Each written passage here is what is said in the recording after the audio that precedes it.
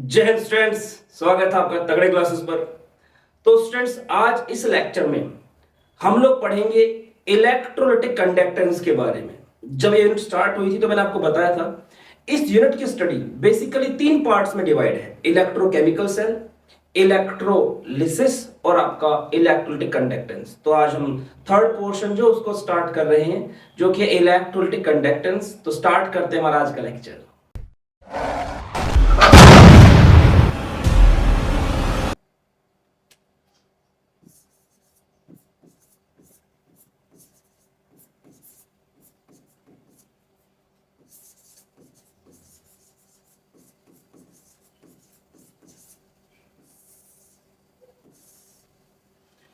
Electrolytic conductance, ये topic हमारा start हो गया है। तो देखिए,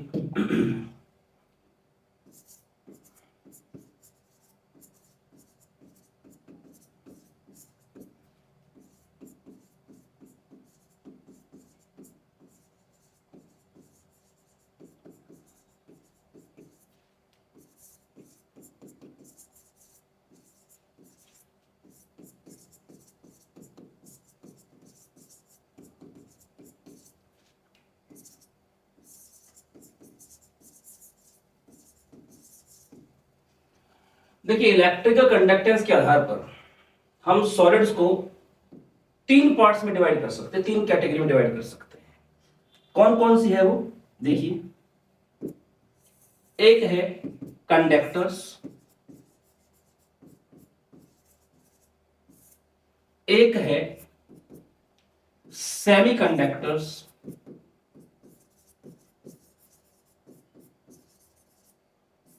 और एक है इंसुलेटर्स।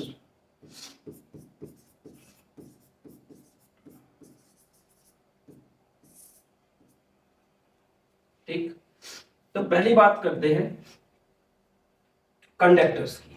ये क्या होते हैं? देखिए, ऐसे सब्सटेंस जिनमें जो कंडक्टेंस की रेंज होती है, इलेक्ट्रिकल कंडक्टिविटी जो रेंज होती है, वो होती है लगभग 10⁴ से 10⁷ ओम इनवर्स मीटर इनवर्स।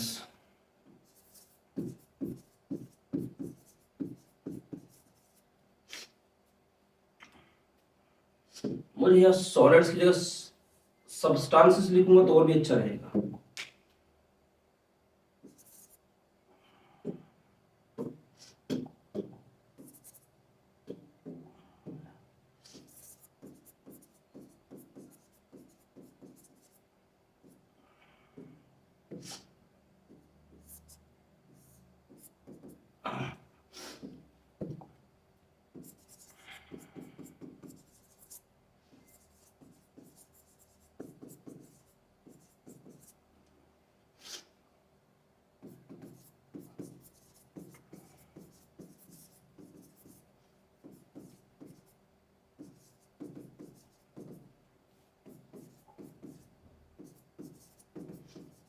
अगर ये रेंज रहती तो हम उसे बोलेंगे कंडक्टर, और वहीं पर अगर ये रेंज हो जाती है आपकी 10⁴ ओम इनवर्स मीटर इनवर्स से 10⁻⁻⁶ से 4 to -6, ठीक है, ओम इनवर्स मीटर इनवर्स, तो ये आपकी कहलाएगी सेमीकंडक्टर।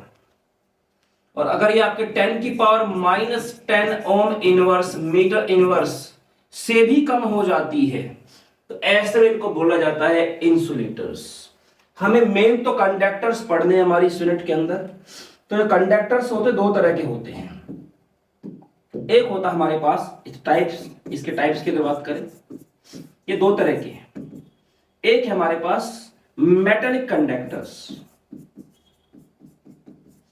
Metallic conductors. एक है हमारे पास इलेक्ट्रोलिटिक कंडक्टर्स। अब इनकी अगर बात करें, मेटेलिक कंडक्टर्स क्या होते हैं? देखिए, ऐसे सब्सटेंस कि जब इनमें से इलेक्ट्रिसिटी पास होती है तो डिकम्पोज नहीं होते, तो इन्हें बोलते हैं मेटेलिक कंडक्टर्स। जैसे कि आप अपने घरों के आसपास जो वायर वगैरह देखते हैं खंभों पे लगी हुई, वो सारे क्या मेटलिक कंडक्टर्स के एग्जांपल है।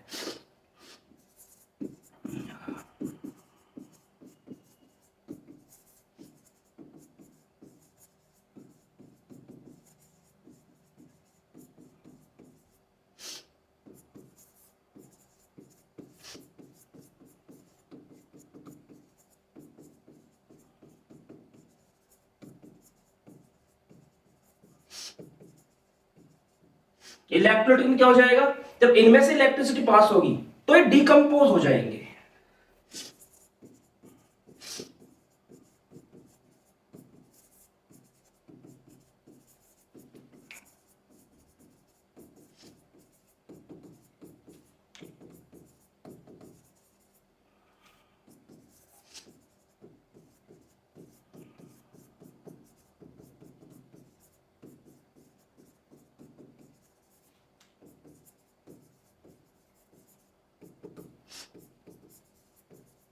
ठीक है, दूसरा पॉइंट क्या है, दूसरा पॉइंट ये है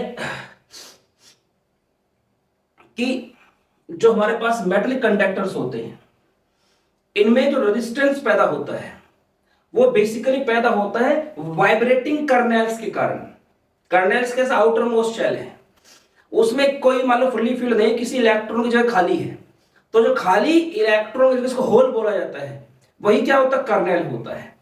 तो उसके कारण इसमें रेजिस्टेंस पैदा होता है।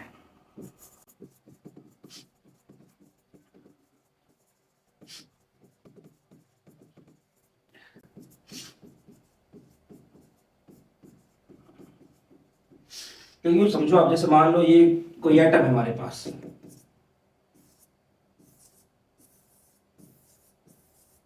ऐसे बहुत सारी शेल्स है, हमने मान लिया इसमें दो, एक इलेक्ट्रॉन जगह खाली है, ये इलेक्ट्रॉन हो गए, और हमने मान लिया ये वाली जगह खाली है इसकी, ये होल है। अब दूसरा जो एटम है, दूसरा जो इसके पास में एटम होगा,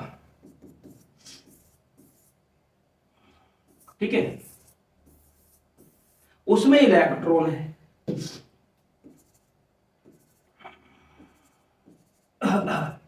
ऐसे। अब ये इलेक्ट्रॉन जब इस एटम से निकल के दूसरे एटम में जाएगा, ऐसे जंप करेगा, जंप करने के लिए खाली जगह चाहिए उसके पास है, तभी तो करंट फ्लो करेगा इलेक्ट्रॉन के कारण इसमें। तो अब ये क्या होता है, ये अगर लगातार हिलडुल रहे हैं, वाइब्रेट कर रहे हैं, तो इसमें जंप करना क्या हो जाएगा, आसान। जितना ज्यादा ये डिलोकलाइज होगा, जितना इसमें वाइब्रेशन होगी, उतना इस इलेक्ट्रॉन का इसमें जंप करने के चांस क्या हो जाएंगे, कम हो जाएंगे। इसलिए वाइब्रेटिंग कर्नेल जो होते हैं ये इसमें रेजिस्टेंस पैदा करते हैं।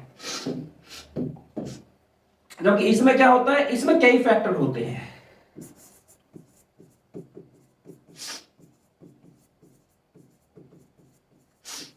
क्या क्या होते हैं देखिए, पहला फैक्टर होता है जो सॉलिड है।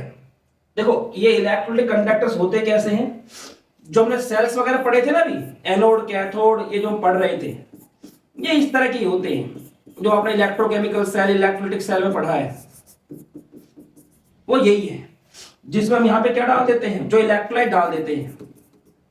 ये जो इलेक्ट्रोलाइट होता है, इलेक्ट्रिसिटी पास करने से कैसे टूट रहा था, ये अपने आयंस में टूट रहा था ना, जैसे aqueous NaCl Na+ Cl- H+ OH- और H2 में टूट रहा था, वो ये है। और ये कैसे होता है, जैसे वायर होती है ना, जो एल्यूमिनियम की, कॉपर की, आपने देखा होगा जो वायर होती है, ये आपके मेटलिक कंडक्टर्स होते हैं। जैसे घर में कोई या खंभों पे वायर होते, करंट पास हुआ टूट थोड़ा जाती है वो, जबकि ये होता है, ये क्या होता है, ये अपने आयंस में टूटता है, ठीक है, इलेक्ट्रिसिटी पास करते हैं। तो ये आपके इलेक्ट्रोनिक कंडक्टर्स होते हैं, और ये इस तरह के आपके मेटलिक कंडक्टर्स होते हैं। तो इसमें क्या होता है, आयंस टूट जाएंगे, इसमें घूमेंगे तो अपोजिट आयन क्या होंगे, एक दूसरे क्लोज भी तो आएंगे उसमें घूमते हुए। तो इसमें क्या हो सकता है, जो सोल्यूट के ही आयंस होते हैं, जो अपोजिटली चार्ज होते हैं, उनके बीच में इंटरेक्शन होगा, प्लस माइनस के बीच में। तो उसके कारण क्या होगा, फ्लो, अपोजिट इलेक्ट्रॉन की तरफ फ्लो करने की टेंडेंसी क्या हो जाएगी, थोड़ी सी रिड्यूस कर जाएगी। तो इसमें एक कारण क्या बन गया, इसमें सोल्यूट इंटरेक्शन, सोल्यूट मतलब क्या, आयन इंटर आयोनिक अट्रैक्शन, वो हो सकता है। दूसरा, जो इसमें सॉल्वेंट लिया, मान लो वाटर लेते हैं, तो ये आयंस में टूटते हैं Na+Cl-, तो Na+ जो है ये Na+, ये पानी के मॉलिक्यूल से घिर जाएगा। सॉल्यूशन में स्टार्टिंग में बताया भी था इसमें प्लस है, तो वाटर का जो इलेक्ट्रोनेगेटिव पार्ट होता है, मोर इलेक्ट्रोनेगेटिव, वो इसकी तरफ आ जाएगा। इस तरह से Na+ पानी के मॉलिक्यूल से घिर जाएगा, Cl- होगा वो भी पानी के मॉलिक्यूल से घिर जाएगा, Cl- है तो उसकी तरफ क्या H वाला हिस्सा आ जाएगा वाटर का।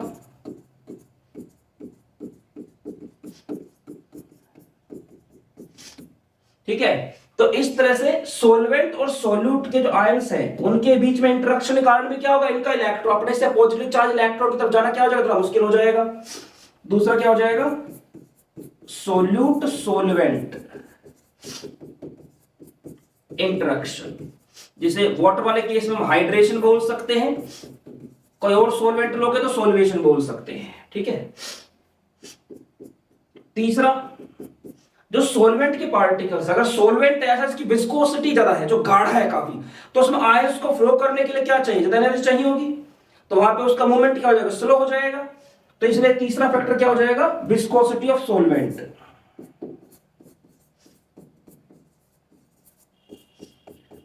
इसमें रेजिस्टेंस इन 3 कारणों से पैदा होता है। इसका स्क्रीनशॉट लीजिए, फिर आगे चलते हैं। नेक्स्ट पॉइंट की बात कर, दो पॉइंट हम डिस्कस कर चुके हैं। एक तरफ हमारा मेटेलिक कंडक्टर था,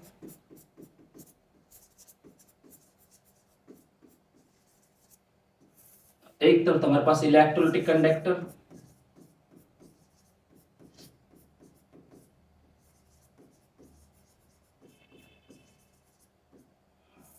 ठीक है, तो मेटेलिक कंडक्टर जो है पॉइंट नंबर 3, अगर टेम्परेचर इंक्रीज किया जाए तो मेटेलिक कंडक्टर जो होता है उसकी कंडक्टेंस डिक्रीज कर जाती है। तो टेम्परेचर बढ़ाएंगे तो जो कर्नेल्स थे वो ज्यादा वाइब्रेट करने लग जाएंगे, और जितना वाइब्रेट करेंगे उतना ही उनमें जंप करना क्या हो जाएगा, इलेक्ट्रॉन के लिए मुश्किल हो जाएगा। ठीक है, तो with increase in temperature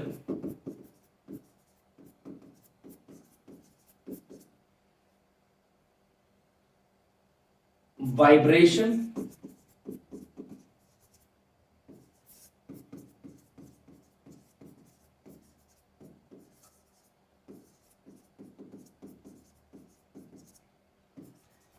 kernels की वाइब्रेशन बढ़ जाएगी और रेजिस्टेंस इंक्रीज कर जाएगा। ठीक है, जिससे आपकी मेटल कंडक्टेंस जो डिक्रीज कर जाएगी। इसे मान के चलो मेरे पास एक बॉल है, ठीक है, और 4 बच्चे खड़े हैं यहाँ पे, और मुझे इस बॉल को यहां से वहां तक पहुंचाना है, मेरे हाथ में है। अब यहाँ पे बच्चा अपने हाथ को ऐसे कर रहा है, जितना इसका हाथ तेजी से जाएगा मेरे लिए इसके हाथ पे बॉल फेंकना क्या हो जाएगा, मुश्किल हो जाएगा ना। और वही अगर धीरे धीरे हिल रहा हो तो मैं आसानी से बॉल फेंक सकता हूँ, आसानी से कैच कर सकता है, फिर अगले बच्चों को दे सकता है। ठीक है, तो इससे इलेक्ट्रॉन का यहां से वहां तक जाना क्या हो जाएगा, आसान हो जाएगा अगर वाइब्रेशन कम होगा तो क्योंकि टेम्परेचर बढ़ने से वाइब्रेशन बढ़ जाता है, इसलिए रेजिस्टेंस बढ़ जाता है। इसलिए आपने देखा भी होगा जो खंभों पे तार लगी रहती है गर्मियों में, कई बार आपने देखा वो बदलनी पड़ जाती है, शॉर्ट सर्किट हो जाता है, इतना हाई रेजिस्टेंस हो जाता है उनके अंदर, टेम्परेचर इतना बढ़ जाता है वहां पे। अगला देखिए, अगर मैं इधर बात करूं तो मैंने 3 तरह के इंटरेक्शंस की बात की, सॉलिड मतलब सॉल्यूट सॉल्यूट के आयंस के बीच में, सोलवेंट और सॉलिड मतलब सॉल्यूट के आयंस के बीच में, सोलवेंट और सॉल्यूट के आयंस के बीच में, हाँ, और तीसरा सॉल्वेंट की विस्कोसिटी।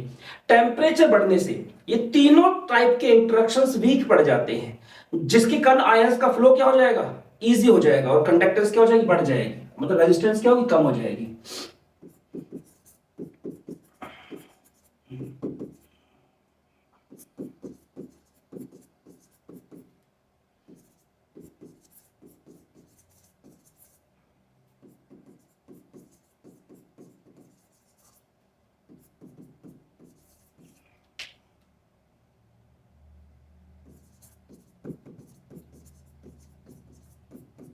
ठीक है, फोर्थ पॉइंट क्या बोलता है, इसमें जो इलेक्ट्रिकल कंडक्टेंस होती है मेटलिक कंडक्टर में, वो इलेक्ट्रॉन्स के फ्लो के कारण होती है।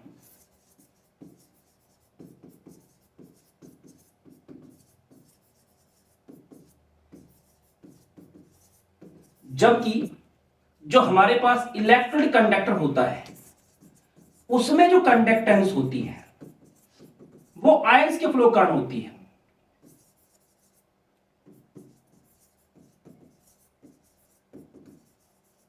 तो ये इसमें 4 बेसिक डिफरेंस थे। अब बात करते हैं आगे कि कौन कौन से फैक्टर्स हैं जो मेटेलिक कंडक्टर की कंडक्टेंस को प्रभावित करते हैं।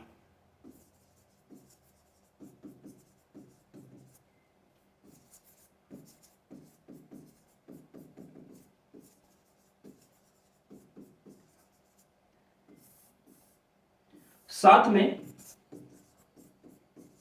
हम पढ़ेंगे उन फैक्टर्स के बारे में जो इलेक्ट्रोलिटिक कंडक्टर जो होते हैं हमारे, उनकी कंडक्टेंस को प्रभावित करते हैं।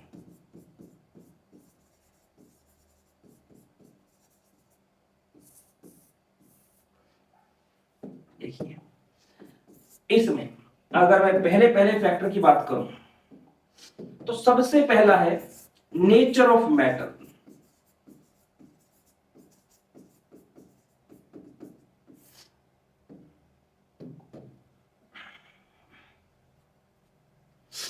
वो कैसे? देखिए, अगर हमारे पास मेटल ऐसा है जो कि ज्यादा रिएक्टिव है, ठीक है, हमारे पास मेटल ऐसा है जो ज्यादा, रिएक्टिव कहूं, मेटल ऐसा हो जिसकी आयोनाइजेशन एनर्जी कम है, तो बड़ी आसानी से क्या करेगा, इलेक्ट्रॉन लूज कर सकता है, तो उसकी कंडक्टेंस भी क्या होगी, ज्यादा होगी।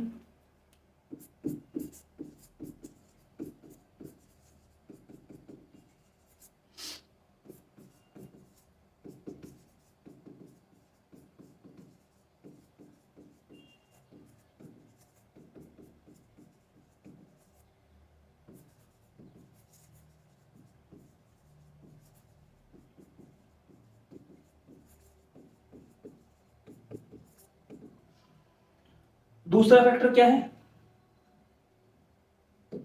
दूसरा फैक्टर है टेम्परेचर। ये मैं ऑलरेडी डिस्कस कर चुका हूं ऊपर कि टेम्परेचर बढ़ेगा तो कर्नल्स का वाइब्रेशन बढ़ जाएगा, वाइब्रेशन बढ़ने से क्या हो जाएगा, उसकी रेजिस्टेंस बढ़ जाएगा, कंडक्टेंस कम हो जाएगी।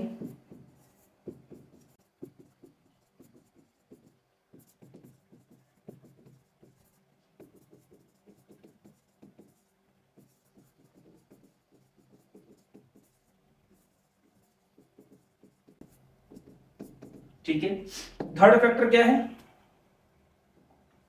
थर्ड फैक्टर है सरफेस एरिया।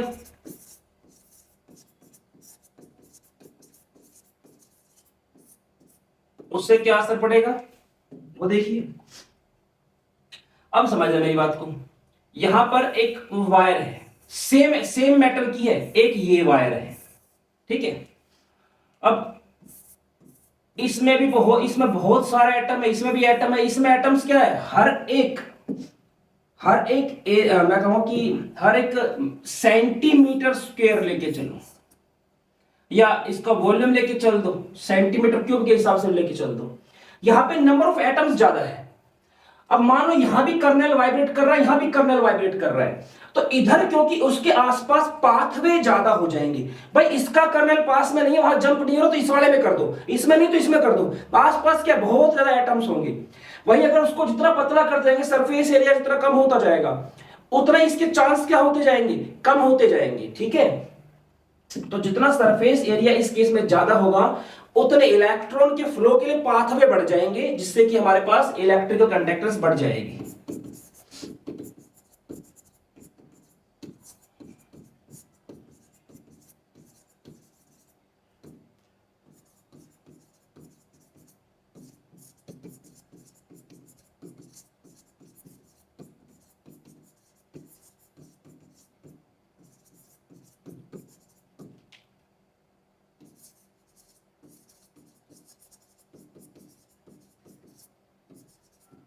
ठीक है, अब अगर बात करें इसकी इलेक्ट्रोलाइटिक कंडक्टेंस की, सबसे पहला है नेचर ऑफ इलेक्ट्रोलाइट। ठीक है, अब नेचर ऑफ इलेक्ट्रोलाइट में क्या है, देखिए इलेक्ट्रोलाइट हमारे पास ना स्ट्रॉन्ग भी हो सकता है और वीक भी हो सकता है। जो स्ट्रॉन्ग इलेक्ट्रोलाइट होगा, स्ट्रॉन्ग इलेक्ट्रोलाइट। उसको स्ट्रॉन्ग बोलते क्यों है? क्योंकि वो ऑलमोस्ट 100% डिसोसिएट होता है अपने आयंस में, almost 100% dissociate into its ions. और इनमें कंडक्टेंस होती किस कारण? आयंस कारण। जब 100% डिसोसिएट होगा तो आयंस में क्या होंगे? बहुत ज्यादा होंगे, तो ऐसे में कंडक्टेंस क्या हो जाएगी? बढ़नी चाहिए। ठीक है। वहीं अगर बात करें वीक इलेक्ट्रोलाइट की,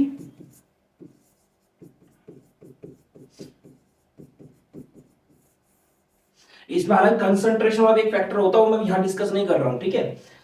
अच्छा, दूसरा वीक इलेक्ट्रोलाइट क्या होगा? वो नेग्लिजिबल, मतलब वो बहुत ही स्मॉल एक्सटेंट में डिसोसिएट होते हैं।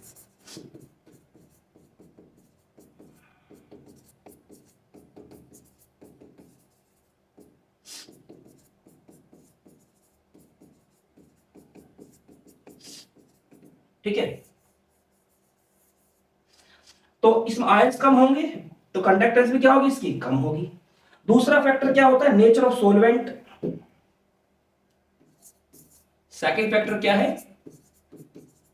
Nature of solvent. इसका कैसे असर पड़ता है?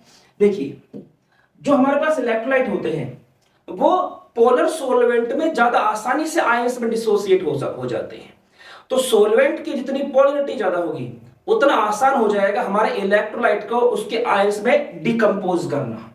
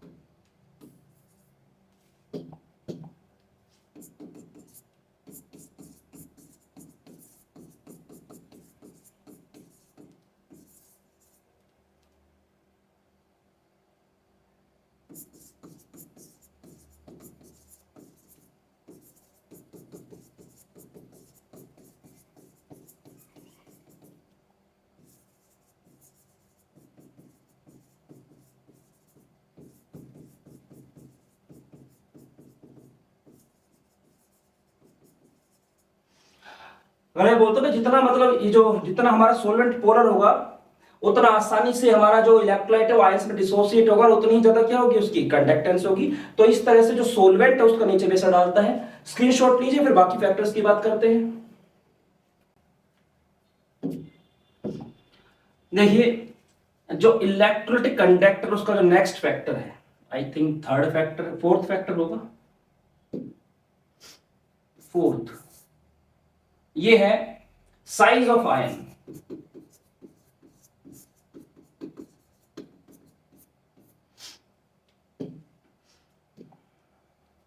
जैसे हमारे पास है लिथियम आयन, सोडियम आयन, है ना, इस तरह से इसमें एक शेल होती है, इसमें दो शेल होती है, तो इसमें से ज्यादा न्यूक्लियर चार्ज बाहर पहुंच पाएगा। तो इसलिए जो लिथियम आयन होता है ना, देखो देखने में तो ये लगता है ना लिथियम आयन की कंडक्टेंस ज्यादा होनी चाहिए सोडियम के मुकाबले, साइज छोटा है उसका, आराम से फ्लो करके चला जाएगा यहां से वहां। होता क्या है, जब पानी में डालते हैं तो इसमें एक ही शेल है जो न्यूक्लियर चार्ज को रोकेगी, इसमें दो शेल्स होती है, सोडियम में दो शेल होती है ना, तो लिथियम वाले में ज्यादा न्यूक्लियर चार्ज बाहर तक पहुंचेगा, तो इसलिए ज्यादा पानी के मॉलिक्यूल्स इसके चारों तरफ इकट्ठे हो जाएंगे।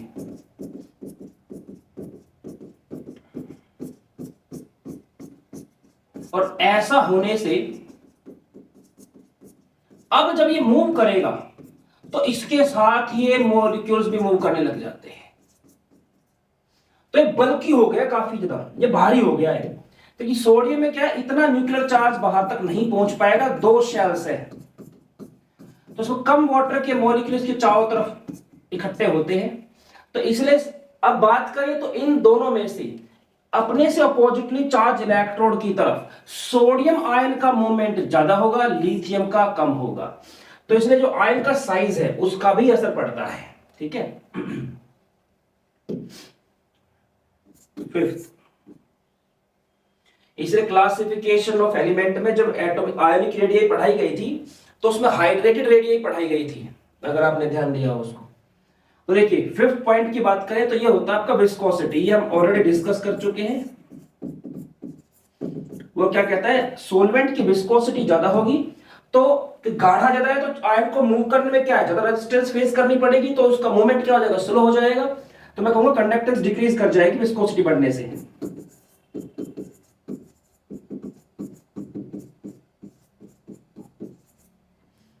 विस्कोसिटी किसकी, सोलवेंट की।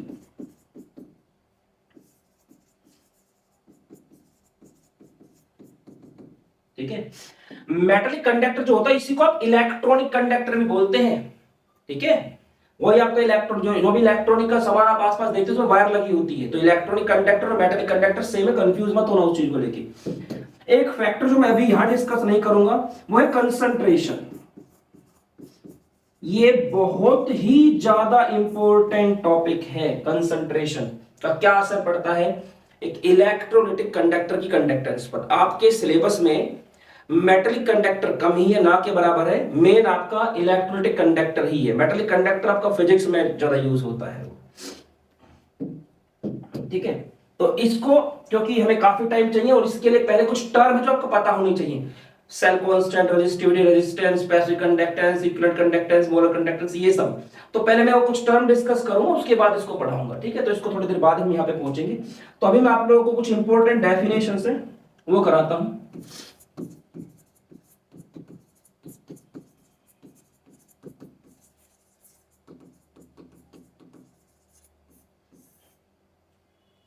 सबसे पहला हमारा ओम्स लॉ।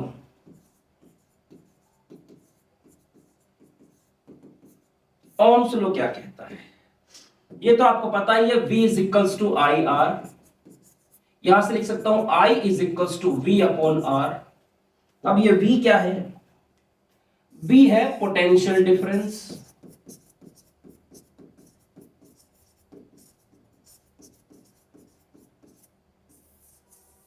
R है रेजिस्टेंस, I आप जानते ही हैं करंट। यूनिट की बात करें पोटेंशियल डिफरेंस, अब तक आपको आइडिया लग गया होगा, ये वोल्ट में होता है, ये ओम में होता है, ये एम्पियर में होता है। तो यहां सब यही बोल सकते हैं, एम्पियर क्या होता है, वोल्ट पर ओम या वोल्ट ओम इनवर्स। ठीक है, तो यही से इसकी डेफिनेशन बन जाएगी कि ये क्या होता है कि कोई सब की ओम्स लॉ क्या कहता है, कोई कंडक्टर, कोई सब्सटेंस है जिसमें से करंट फ्लो कर रहा है, तो करंट क्या होगा, पोटेंशियल डिफरेंस के डायरेक्टली प्रोपोर्शनल और रेजिस्टेंस के इनवर्सली प्रोपोर्शनल। देखो क्योंकि इस यूनिट में हम मेन तो इसी तरह के कंडक्टर्स की बात करेंगे ना, जो न्यूमेरिकल आप करेंगे उनमें इस तरह कंडक्टर होगा।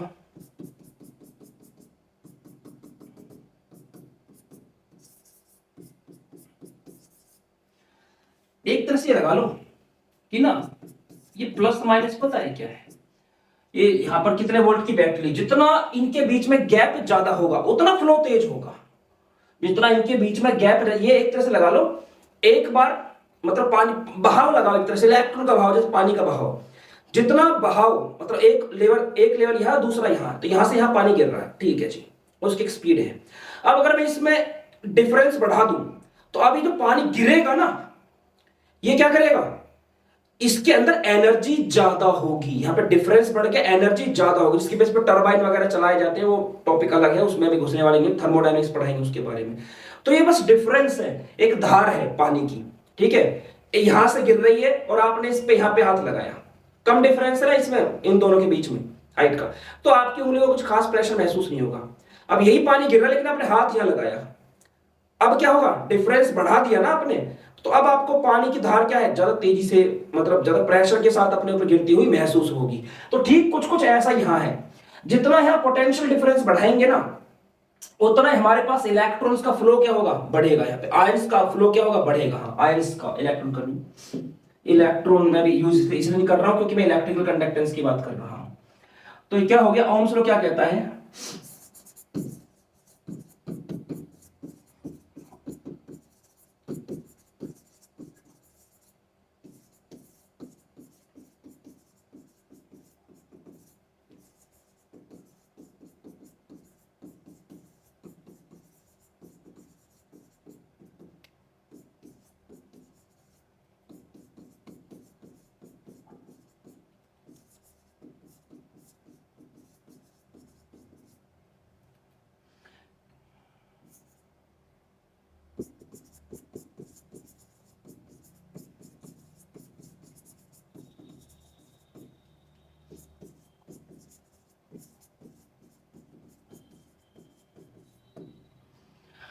इलेक्ट्रोड के बीच पोटेंशियल डिफरेंस कितना है, इसके डायरेक्टली प्रोपोर्शनल होगा करंट का फ्लो, और रेजिस्टेंस जितना ज्यादा होगा उतना ही क्या हो जाएगा, स्लो हो जाएगा। ठीक है, तो ये हमारा ओम्स लॉ होता है। अब इसी में हम एक डेफिनेशन पढ़ेंगे, सेल कांस्टेंट। सेल कांस्टेंट क्या होता है वो देखिए आप। नॉर्मली आप इसको जी से शो करते हैं, कैपिटल जी से, ना याद है तो सेल कांस्टेंट याद रखिए।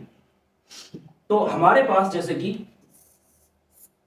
ये को जो सेल है, इसमें ये जो इलेक्ट्रोड होती है ना, दो अपोजिटली चार्ज इलेक्ट्रोड, इन इलेक्ट्रोड्स के बीच में जितना गैप होता है, मतलब इनके बीच की डिस्टेंस, इनके बीच की डिस्टेंस, इसको क्या बोल दिया गया, लेंथ, और जो इलेक्ट्रोड है इसका एरिया ऑफ क्रॉस सेक्शन, ठीक है, इनका रेशो होता है आपका सेल कांस्टेंट। तो क्या हो गया,